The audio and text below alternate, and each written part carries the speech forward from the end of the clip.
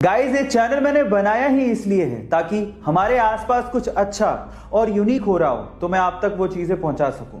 और उसी कड़ी में आगे बढ़ते हुए आज मैं आपको एक ऐसे इंडियन आर्टिस्ट से मिलवाने वाला हूं जो अपनी आर्ट को किसी ब्रश या पेंट से नहीं बल्कि एक सिंपल सादे से टाइपराइटर से बनाते हैं। है ना ये अमेजिंग? जी हाँ गाइस, सिर्फ टाइपराइटर से वो ऐसी पेंटिंग बना डालते हैं जो आपने कभी सपने में सोची भी नहीं होगी। मिलिए ऐसी गुरुमूर्ति से जो कि बेंगलोर से बिलोंग करते हैं और अपनी इसी यूनिक आर्ट की वजह से वो पूरी दुनिया में पेंटर्स और आर्टिस्ट में बहुत ज्यादा फेमस भी हैं। सो गाइज, ये आर्ट और ये आर्टिस्ट आपको कैसा लगा और क्या आपको being an Indian proud feel हुआ? चैट सेक्शन में लिखना मत भूलिएगा।